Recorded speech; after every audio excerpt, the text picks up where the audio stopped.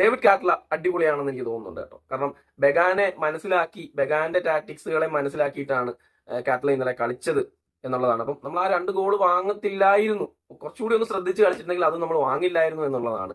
ബെഗാന്റെ ഭാഗത്ത് നിന്ന് നിരന്തരമായ അറ്റാക്കും കാര്യങ്ങളൊക്കെ ഉണ്ടായിരുന്നു. നമ്മൾ ഷൂട്ട് ഓൺ ടാർജറ്റ് ഒക്കെ എടുത്ത് നോക്കിക്കഴിഞ്ഞാൽ ബെഗാൻ ഏകദേശം 23 ഷോട്ടുകൾ ഉതിർത്ത് അതിൽ 7 എണ്ണം ഓൺ ടാർജറ്റ് അടിച്ചു. നമ്മൾ ആകെ 2 ഷോട്ട് മാത്രമേ അടിച്ചുള്ളൂ, അതിൽ ഓൺ ടാർജറ്റുകളൊന്നും ഇല്ല എന്നുള്ളതുകൊണ്ട് പൊസിഷനൊക്കെ നോക്കുമ്പോൾ അവർ 65% പൊസിഷനായിരുന്നു, നമ്മൾ വെറും 35% മാത്രം പൊസിഷൻ. അപ്പം കളിയൊക്കെ കൂടുതലും ബെഗാന്റെ കയ്യിൽ തന്നെയായിരുന്നു. കാരണം ആയിരിക്കണമല്ലോ, ഇത്രയും വലിയൊരു ടീം അവര് കളിക്കണമല്ലോ.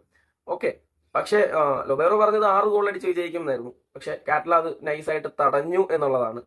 കാരണം ബെഗാനെ സംബന്ധിച്ചിട്ട് നമ്മൾ പലപ്പോഴും കണ്ടിട്ടുണ്ട്, ബ്ലാസ്റ്റേഴ്സ് ആയിട്ട് കളിക്കുന്ന സമയത്ത് ബെഗാൻ അവസാന നിമിഷമൊക്കെ വന്ന് ഒരു 2-3 ഗോളൊക്കെ അടിച്ചിട്ട് പോകുന്നത് നമ്മൾ കണ്ടിട്ടുണ്ട്. അതായത് നമ്മുടെ പ്ലേയേഴ്സ് ഒക്കെ ഒന്ന് തളർന്നു, അല്ലെങ്കിൽ നമ്മുടെ പ്ലേയേഴ്സ് ഒക്കെ ടയേർഡായി നിൽക്കുന്ന സമയത്ത് ഇവരുടെ മെയിൻ കുറച്ച് സ്ട്രൈക്കേഴ്സിനെ, കുറച്ച് ഭയങ്കര അഗ്രസീവ് അറ്റാക്കിംഗ് മെന്റാലിറ്റി ഒക്കെ ഉള്ള പ്ലേയേഴ്സിനെയും ദിമിത്രിയോസിനെയൊക്കെ പോലുള്ള പ്ലേയേഴ്സിനെയൊക്കെ കൊണ്ടുവന്ന് അടിച്ചിടുന്നതൊക്കെ നമ്മൾ കണ്ടിട്ടുണ്ട്. അപ്പൊ ഈ സെയിം ടാറ്റിക്സ് ഇപ്പുറത്ത് ഉപയോഗിച്ചു എന്നുള്ളതാണ് കാറ്റ്ല.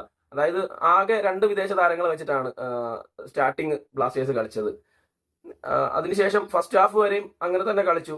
മാക്സിമം എന്താ നമ്മുടെ ഇന്ത്യൻ പ്ലേയേഴ്സിനെ വെച്ച് ടൈം കളയുക, ഹോൾഡ് ചെയ്യുക, മാച്ച് ഒരുപാട് സ്കോർസ് വീഴാതെ ഹോൾഡ് ചെയ്ത് കളിക്കുക എന്നുള്ളതായിരുന്നു കാറ്റ്ലയുടെ പ്ലാൻ എന്നുള്ളത്.